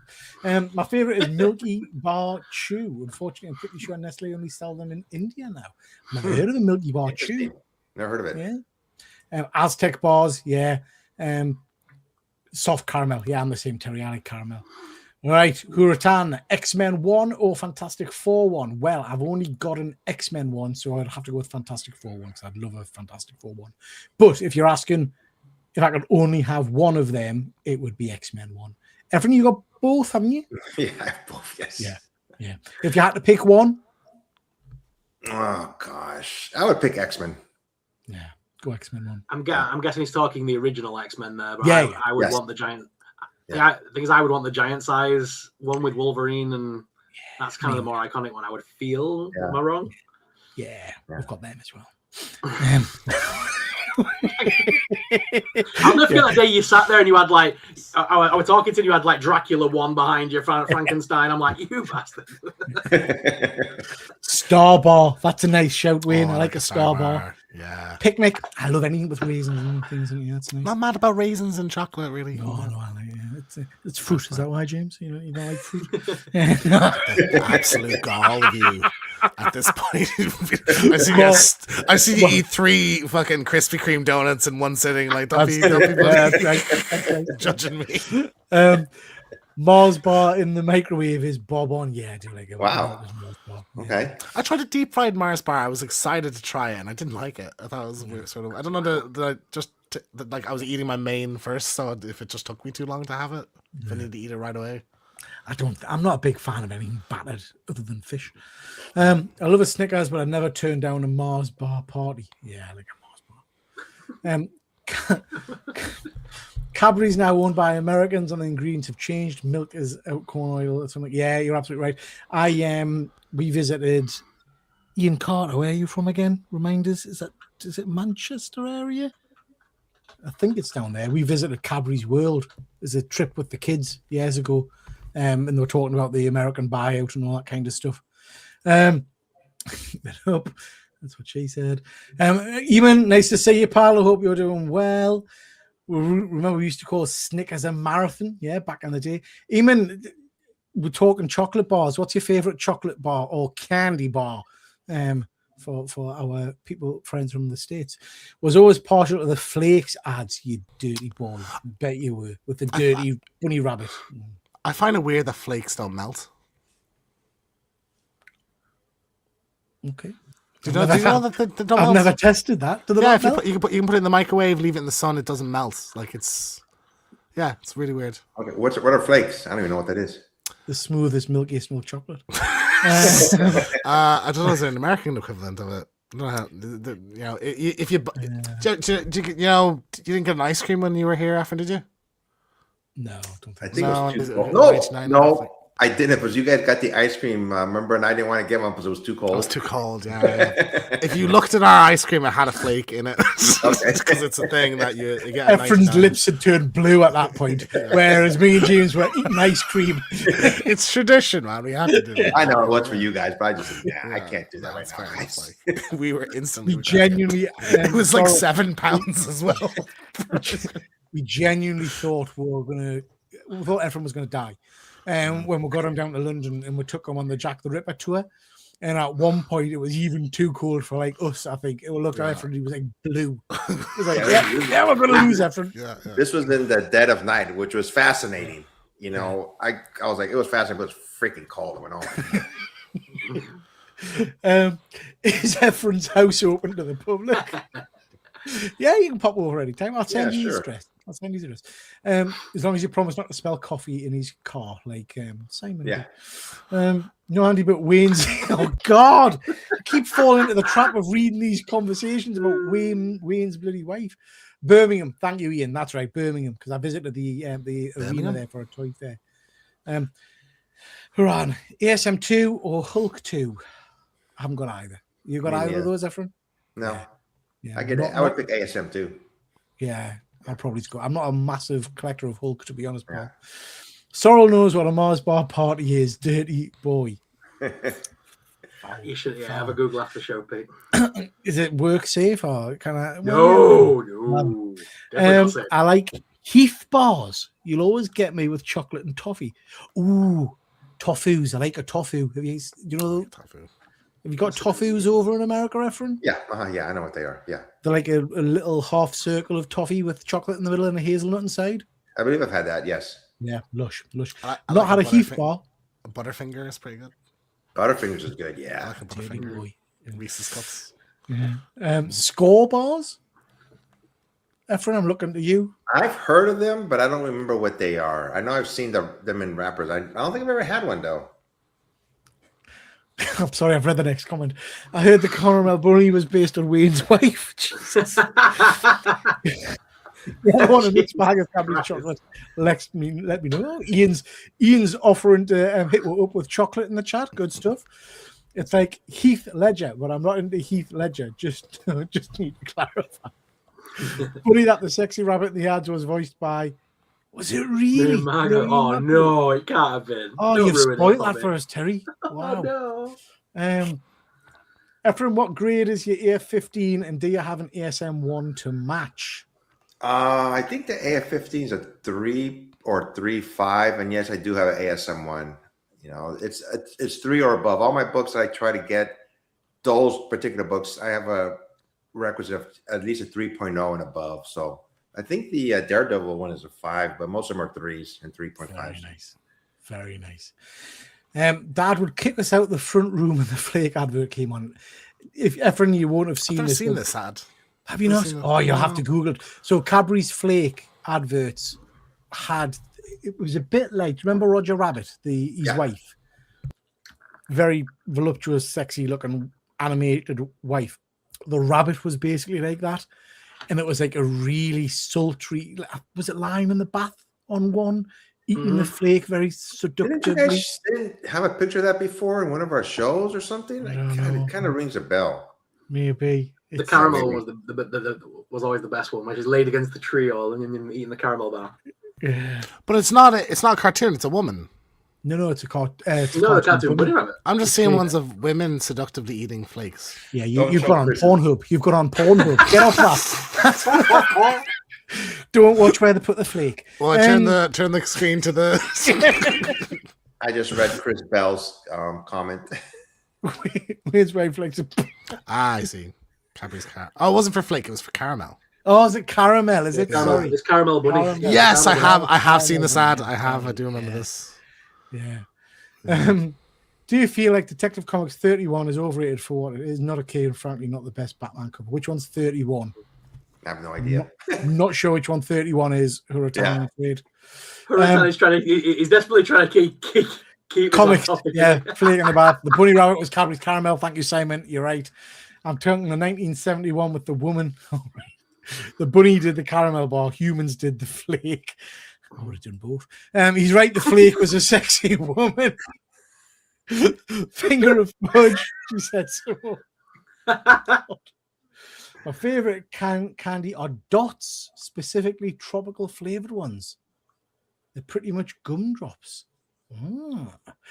Not heard of them either. Ephraim, what I'm going to do, you sent me some delicious Girl Scout cookies and things. I forgot to tell you, Ephraim, they were all delicious, but the small ones, don't know what this is. This is just showing you a small one. The small ones were absolutely phenomenal. They were gorgeous, really nice. Were But they, what I'm going to, sorry, pal. I was gonna say, were they? I don't remember which one they were. You know, I forgot. Which It was like a chocolate-based biscuit with toffee or something on top. They were lush, absolutely Okay. lush. But what I'm going to do is I'll send you a box of UK sweets, and then Okay. we'll do a live show, and we'll Compare. sample. We'll all have diabetes by the end, but we'll sample them all live and see what it's like. We'll do Okay. that. That'll be fun. That'll be fun. Yeah. Detective 31 is the large Batman looking over the house of people are running away. Classic cover. Not that familiar with those ones, pal. Bowfire, what's your thoughts on season 3, episode 5 of Tomorrow's World? And what's your favorite Trevor McDonald segment on the news at 10? We're up to date. Ephraim, what's the next question, pal? Wow, that was a good question. But the candy bar one. Okay, Peter, you're up next. Oh, God. Oh, right. Okay, yes, I forgot about this.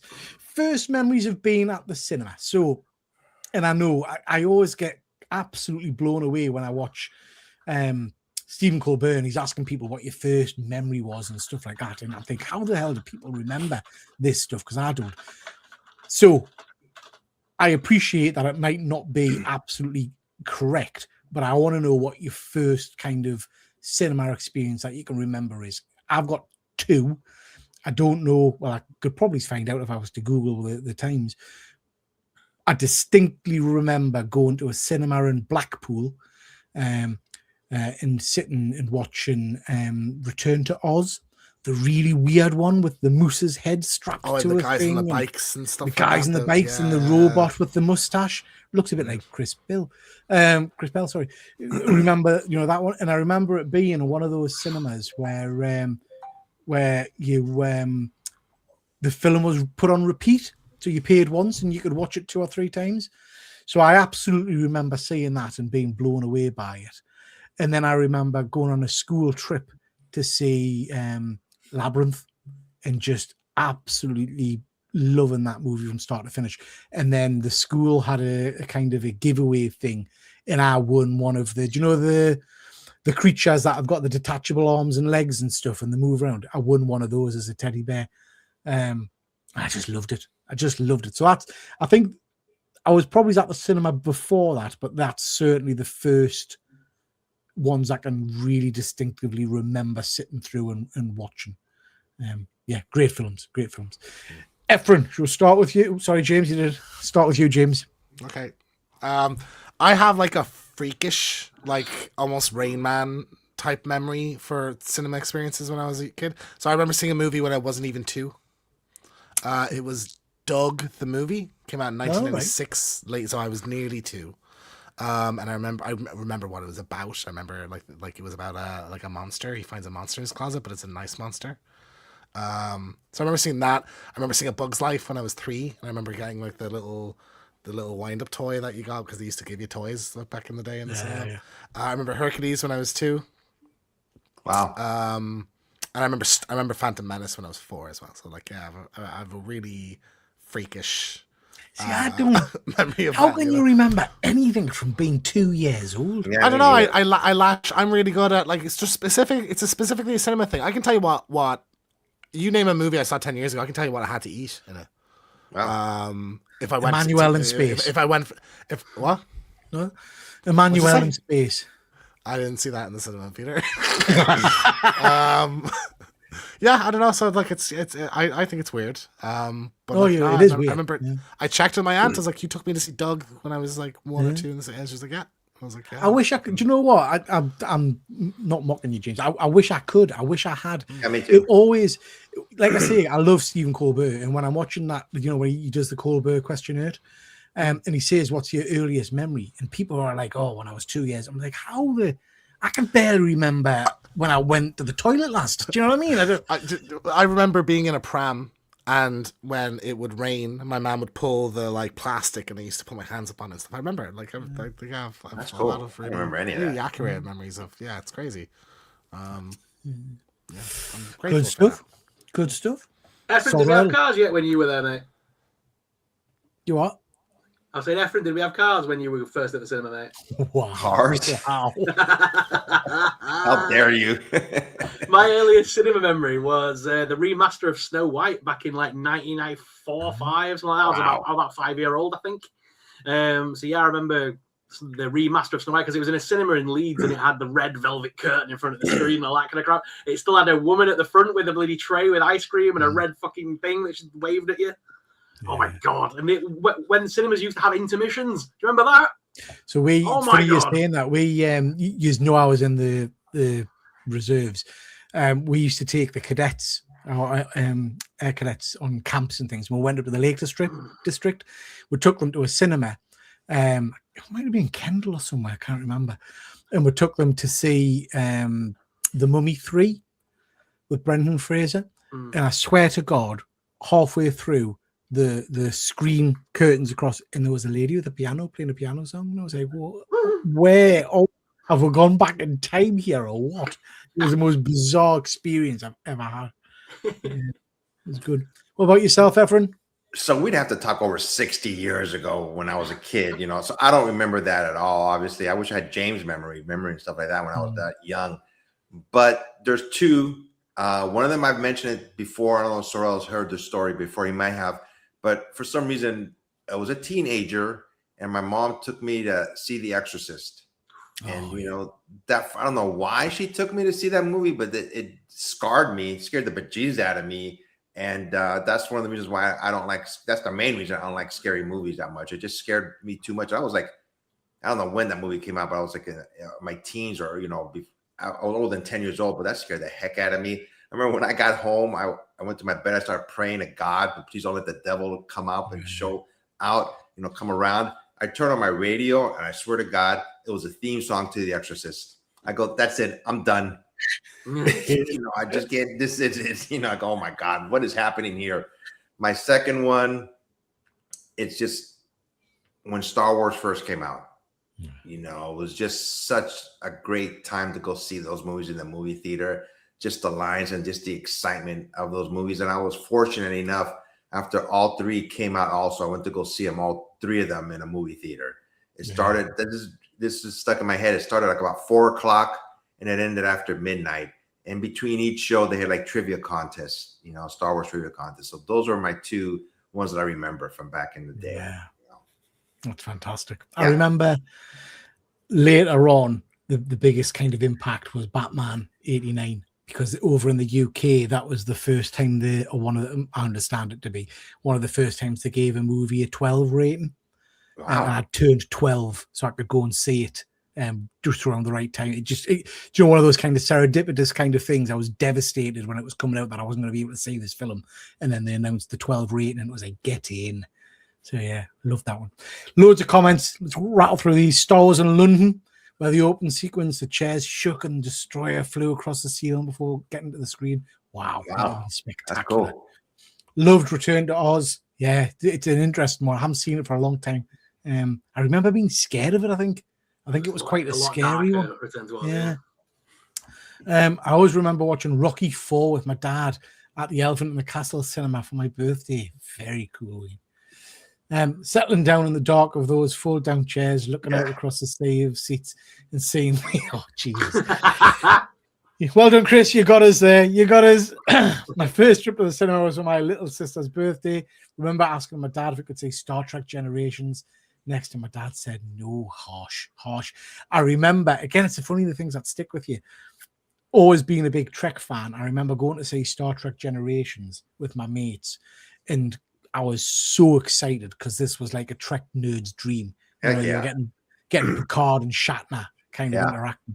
And James, we've talked about cinema etiquette so many times, and I know, Sorrel, you've done a video on it recently.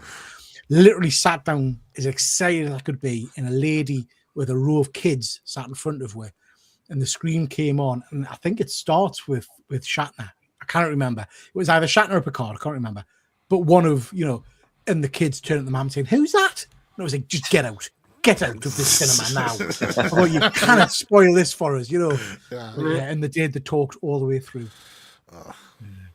After the first experience of cinema closed and we didn't have one within an hour's drive for over a decade. Oh, God, Andrew. Jeez. You're in Wales. Were you in Wales, Andrew, I think? Bloody youngsters. Yeah. Being 5 years old in 1977, being taken to the Odeon, Leicester Square by my mum to see Star Wars for my birthday. That was a moment when my life changed forever and a new love of toys and collecting. It's incredible the impact the cinema has, isn't it? Really? Yeah. On kind of forming with geekiness, I guess. Star Trek Voyage Home and then Transformers were first and second cinema memories. Very cool. Very cool. That Transformers, the animated, I take it, C4. Definitely on the spectrum, Geekas. I actually genuinely, I think I have ADHD and I might go get tested for that. I think I have a lot of symptoms here. I mean, I've spent time with James, and you're absolutely right. He's on some kind of spectrum.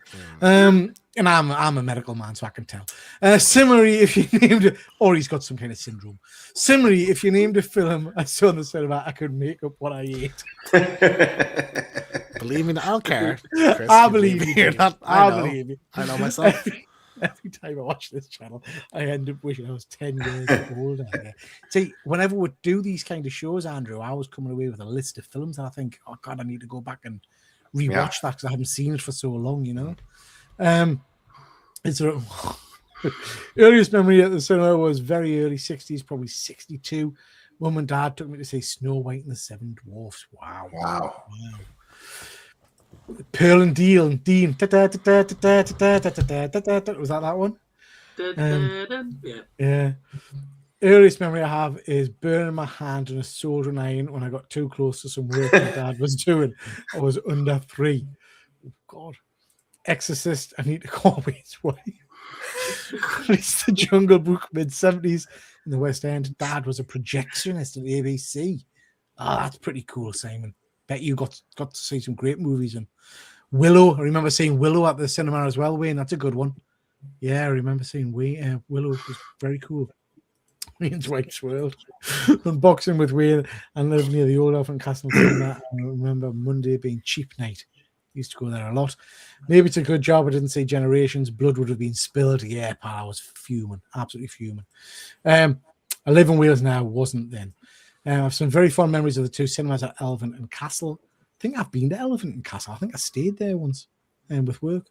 Air Force brat here, so moved a lot when I was little.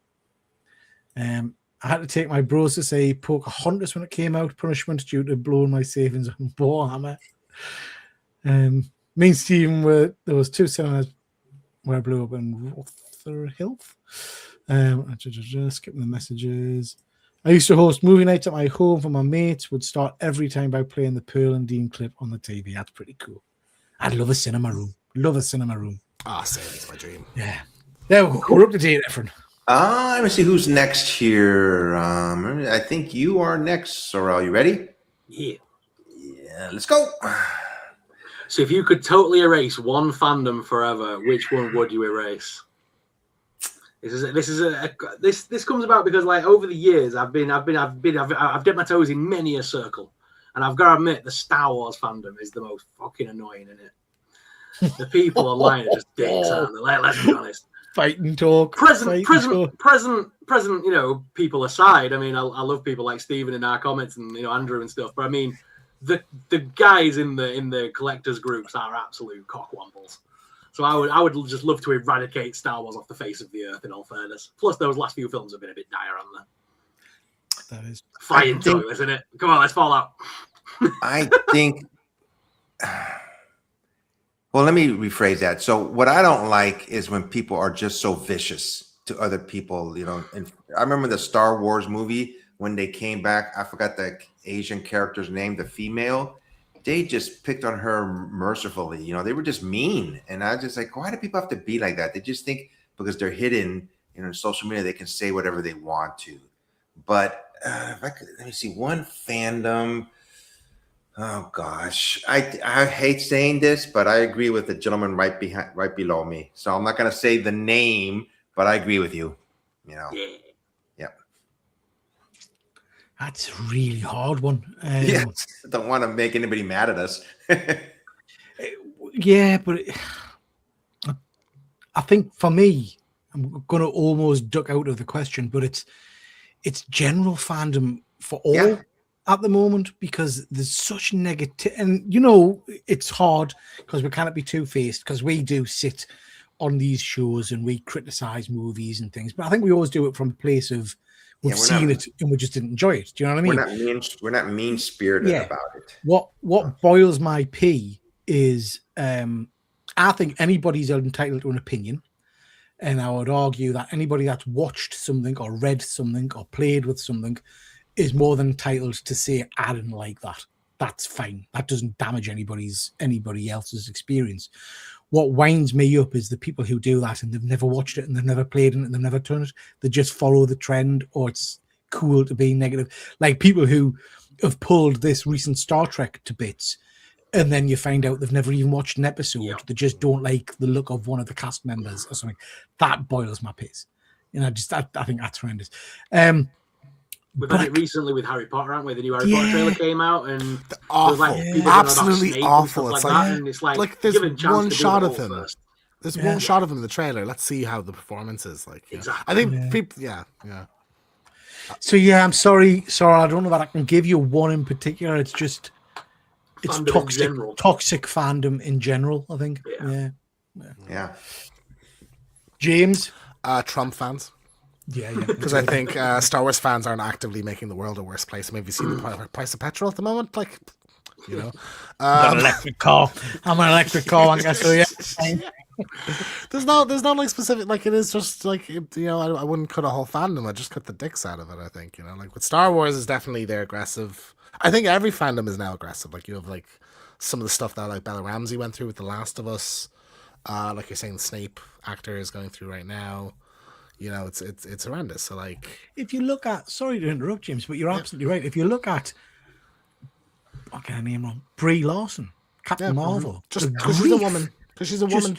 Horrendous. Yeah. Horrendous. who dared to have an opinion on something, you know, and said it in an interview or whatever. Or even Rachel Ziegler with the Snow White thing, where I think that was like, fair enough, you disagree with her opinion on it, or I think it's disrespectful, but like, don't be attacking the girl, you know. Good question. Yeah, good question. MAGA fandom, maybe those KKK fans can go to. Yeah. I'm dodging the questions that are in relation to Wayne's wife because it's getting out of hand. Someone will There's slip stuff one in there. They'll do a whole paragraph and then it'll just say at the end. 'Cause, got to be Star Trek with who has better film, which is obviously Star Wars. Kardashian fans. Yeah. Fans of reality TV. Now you see C4, I can't agree with you. I can't about the Kardashians. I always turn my nose up at reality TV and that kind of stuff. But there are some good shows out there. Because I would class things like The Traitors as reality TV. Do you know what I mean? It's like there is some entertaining stuff. I keep well away from the dirge, the only way is Essex and all that shit. That's not far from here. We're talking about where people live. Big Brother fans, how the hell can you watch someone sleep? We're all watching Wayne's wife sleep. Considering the reaction to Starfleet Academy and finding this hard to answer, fans have become bullying, gatekeeping assholes, and most of the time I'd rather have nothing to do with any of them. Yeah, like I say, it's fair enough if you've watched something and you give your honest opinion. I think it's very different if you're just out there to shit on stuff. I think that those that go to extremes of defending or hating, there are those that like the new Star Wars movies, but those that don't, and that's fine. But we don't hate others for their views. Absolutely. And I cannot cope. We sometimes do it in fun. Certainly me and James, when we're doing some of our horror shows and stuff, kind of poke each other for entertainment purposes. But what I cannot cope with is when you give an opinion and people genuinely kind of attack you and say, no, you're wrong. You're wrong. Your view of the film is absolutely incorrect. It's like, well, no, it's my opinion. You know, that's my opinion. So yeah, I used to. James is absolutely wrong on the walking in the woods one. I'm just putting that out there. And Peter's wrong about Leprechaun. You know, I used to be massive into the groups on Facebook, you know, for like collector stuff, like the Star Wars groups, the Marvels groups, and I had to just leave Facebook in general because the amount of hate and horrible things that were in them groups, I just had to leave them all. It was ridiculous. That is very true, Darkman. There's a lot of anti-Potter stuff down to JK and her views and opinions. Any gatekeeper fans, whatever it's for, pathetic. Yeah. Fraction and fandom are very similar to fractions in religion. Very true, C4. C4, I was going to say I don't see a lot of negativity in this, in the Transformer world, because I know you're a big Transformer guy. I would be honest and say that I do not like the Michael Bay movies, but I don't see a lot of negativity in general in the Transformers world. Are there any attacking each other and stuff? Are there any gay Transformers? I think that there are. Yeah. Nobody cares. That's fair enough. Like there are Transformers, you know, in the Michael Bay movies where you can clearly see the testicles. Do you know what I mean? It's a whole new world. Robot testicles. Traitors is a game show. Fair enough. I'll give you that. I'll give you that. The Supergirl actress is supposed to have spoken out of turn, and now she's been slagged off. So yes, I'd like to get rid of those that haven't watched it or care about it. I hadn't seen that. You guys seen that? Yeah, it was. She said something along the lines of her. It's not going to be as successful as like if it was a male. That kind of thing of just like, I'm fighting an uphill battle because it's a woman. Because she's a woman. Superhero movie, yeah, which is like, you know, not necessarily incorrect, I think. You know. Sorry, that's a great joke. C4, lots of gay Transformers, not a lot of former trans. Didn't Transformers 1 get an initial hate, which then ruined the movie? Yeah, I think there was a lot of people upset that it wasn't going to be Peter Cullen doing the voice, but actually because of Peter Transformers Cullen, 1 wasn't was a Would've great made- film. It would have made no sense. Peter Cullen voice him in it. Like, that was a great movie. I love that as well. I mean, I love that film. Loved it. I mean, Transformers have G1 diehards and Bayverse diehards, but nothing that massive. Very true. There we go, Ephraim. We are up to date, pal. We are up to the last question of the day. James, I was going to send you a message too, but I didn't understand this. So Is it in Irish? It'll be in no. Irish, that's why. Oh, is this directly translated from what I texted you? Yes. Okay, sorry. What's a food? What's a food you used to hate that you like now? So like, you know, like they say people's taste changes every 7 years or whatever. Like, there's so many things that I like eat on a daily basis now that I love. That like when I was a kid or when I was like a teenager or whatever, I hated. So olives. I used to hate olives. Love olives. I used to hate them. I eat them every day. I literally pick them out of the jar now. Like, I eat them every day. Same with like tomatoes, onions, anything pickled. So like whether it's pickles or your pickled beetroot, I used to hate, and I love that now. Yeah. So I'm coming around with all these things. So I'm just like curious, is there anything like you like only recently or in the last 10 years say have like, So, I actually like this, tried it again? I'm going to jump straight in because Wayne's done mine. Brussels sprouts. That was something I would have fought my mother about when I was a kid. Wouldn't, wouldn't touch them. But then I think it happened when I started cooking for myself, when we grew up and we had our own house and stuff like that. And I was doing like a Christmas dinner. I thought, you have to do sprouts. So I did sprouts with bacon and with Butter, what you call them? No, chestnuts and stuff like that. Sauteed them and things. But then that moved on to just normal sprouts. I'd love just a normal. So if we ever go to the carvery and they've got sprouts, I love it. Same with parsnips. Love a parsnip. I love now. parsnip, yeah. Yeah. Turnip is also- one I hate, so Well, I have to I try it. turnip. Yeah. The other one, I guess I would say, which is a more recent memory, is like I said earlier, I was in the reserves and I remember being at an RAF base, and we in the officers' mess, we were served full English breakfast and I had black pudding on it. I've never had black pudding because the thought of what it is just does not compute with my brain. But I tried it and absolutely fell in love with it. So I always have black pudding now, but it's rank. It's absolutely rank, but I love it. You know, you can try white pudding, Pete. There's no blood in it. Yeah, It's just as good. Yeah. So that's mine.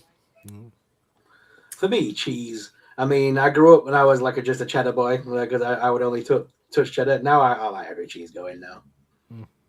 I got adventures with cheese nowadays, and blue cheese. Ooh, tasty. Oh, I love blue cheese. I love blue cheese as well. Love blue cheese. Yep. Yeah. Feta, that's another one I used to hate until like 5 or 6 years ago. And now, feta and olives together, I eat them together. I mean, I could just sit now and eat, like a mozzarella ball, like a fucking apple. Yes. With it dripping down your beard. just That's a tough one. I don't think I've ever really hated food, but I would say the food that I tried not to eat as much as I do now was fish. For some reason, it wasn't filling enough for me when I would eat fish too. Like even sushi now, I eat it, but I'm kind of always hungry still. To me, just the fish aspect. I didn't hate fish, but I usually try to avoid it. But now I eat it on a regular basis. Because I know it's healthier for you eating it. So I would have to say fish. I don't eat a lot of fish. I have to say, I kind of do sushi. I went to a restaurant a good few years ago, and they were desperately trying to get us to eat sushi. And I was like, oh no, man. It was one of these ones where they have you sit around a big hot plate and the guy stands in front of you and cooks and stuff. Yeah. That was cooking, just in case you didn't know. And it was really good. And I had the steak because I'm British. Do you know what I mean? And then my friend next to us convinced us to try their sushi, and it was tuna.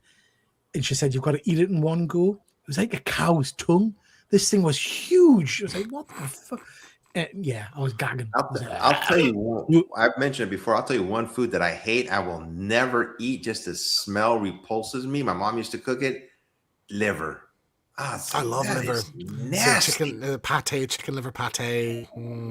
Never. and I onions. never. I Liver thought and beef onions. liver. Mom used to cook it. I just went, what the hell is this dirt? It is. It does have a weird. I don't even know how to describe the Iron. taste. It's very strong iron taste. Irony, isn't it? Yeah, I will But never. Efren, Never. we've had this conversation before. You used to eat tripe, didn't you? I still do. Cow Yeah. intestine. It's delicious. It's don't oh know. man, I just eat on a regular basis. It used to be, for here, it's known as, if you have a hangover, you drink the menudo or the tripe soup, to cure, to help you out with hangovers. But yeah, I eat that on a regular basis. It's really good. Beg to differ. Yeah. The chat are saying Wayne, Brussels sprouts, yeah. Tomatoes and scampi. Love scampi. I still don't know what a scampi is. Is it a real fish or is it just what is a scampi? Scampi's just breaded prawns, isn't it? I don't know. I don't think a scampi is a prawn. I think scampi's I prawn. think it's a bottom feeder, but I don't know what the hell it is. It's like it says like scampi to me. It's like fried prawns. I don't think it's a prawn, is it? It doesn't look like a prawn. It's like a gungy anyway. No, it's a fish. It's a seafood dish made of tails of langoustines, a small orange lobster, also known as the Dublin Bay prawn. Okay. Oh, so we're both kind of right and wrong at the same time. Both kind of right and rising. Yeah. I'm not going to answer the question. Wayne's wife. I was waiting for that. I try olives every year, and every year they're fucking awful. Green pitted olive. Always hated Brussels sprouts, still do. My mum pays me 20 pence a sprout. She likes laughing at me. I eat them. Wow. Your taste is supposed to change. I still eat like an 8-year-old. Fish fingers and smiley faces, is it? Is there something wrong with me? Should I see a doctor? I didn't know that your taste changes 8 years. No, it's like a thing people say is like your taste buds change every 7 years. So it's like you will discover something you didn't like before that you like now. Okay. We've got Chris, the comic vet. Nice to see you, pal. Please do check out the channel. Chris, we're coming to the end of the show, and as usual, it's kind of off rails. We're talking about foods that you've recently discovered you like, that you might not have liked previously. Parsnips, carrots, and cabbage. Now, I do like the only dark green cabbage, though. Yeah, I used to enjoy sprouts till my then 5-year-old daughter had them and let rip. She could have been used as a weapon of war. My dog eats tripe. Yeah. Tripe is the stomach lining. That's right. That's right. Yeah, That's I apologize. It is the stomach lining, and I would eat tripe with your dog anytime. So in Newcastle, there's a meat market thing in the center of Newcastle, and they've got the tripe because it's like a very white, if that makes sense. It's like a fluorescent white. They always have it hung up, and it's like salted and vinegar or something, and you buy it in like a bag and just eat it. It's like... Scampi is not a prawn. We've established it is. Well, Google, whatever it is, says It's it is. both I'm a not prawn convinced and it's It's a a prawn. different type of fish to a prawn. It's a type of like a lobster. Yeah, I think it's a bottom feeder, but I don't think it's a prawn. It's also known as a something prawn, so that's a. My taste buds changed whenever I became a celiac. Yeah. I like eating fried testicles when I'm in Paris. Just Paris. There we go. Yeah, that's we're up to speed, Efren. And that's the last question, guys. So we'll be back next month, hopefully, with another episode of Comic Talk where we ask each other all these crazy questions. Upcoming shows, I know Peter and I are going to be doing our monthly advanced orders sometime in April. I'm trying to get a hold of an artist. Hopefully, I'm going to send him a message in about a week or two. He said to send him a message at the end of April. At the end of April. So hopefully Peter and I will be able to interview him. You guys, what's coming up on your shows, please, or your channels? I've got a super grand video out at the moment. I'll be doing my one-man show some point this weekend. It's a little bit more complicated because we've got loads of bank holidays. So I'm trying to squeeze that in. And then Tuesday night, we're back with our usual live show. So lots going on. On my channel, I've got the Terrifier marathon that I did the other day, where I watched Terrifier, all 3 films in one day for the first time. So check that out. And also today I've just finished recording. I did a nostalgic 80s vampire sort of day where I watched The Lost Boys and Fright Night, and a mystery third film that also fits in quite nicely with them. So check out that. That'll be live tomorrow on my channel at 7 p.m. Very cool. Very cool. And then we still have our Leprechaun 3 video coming. I've just had a busy week, so I haven't been able to finish it. It's been a bit hectic, but we'll have that. And then Friday week, Peter will be back with the live show, yeah? Potentially. Yeah. Potentially. Hopefully, we'll be back with the live show on Friday week as well. You haven't done a live show together in like... It's just, Yeah. literally, Months, 2 it's he's been busy or I've been busy. It's just not worked. Like, It's been every insane. week, you know? Yeah. And then Good Friday, he has time to spend with his like family or something. It's like, all right, then. Next Friday is my wife's birthday, so we'll have to see. We'll have to see. Well, everybody, whomever channels you watch, all of ours or just one of ours, we always appreciate it. If you like our channels, please hit that like and subscribe button. And I always say, go out and buy a comic book and read it. I think you'd really enjoy it. Peter, outro. Anything else, guys, or are we done? Catch you next time. Bye. Okay. Bye. Peter, do the outro. But I don't know. The curtains close. It's time to go. We really hope you enjoyed the show. Check out my channel for more geeky fun and hit like and subscribe before you run. All that remains is our thanks to you from Triple G and his YouTube crew. We really do hope you come on back, but for now, that's your whack. Yeah, that's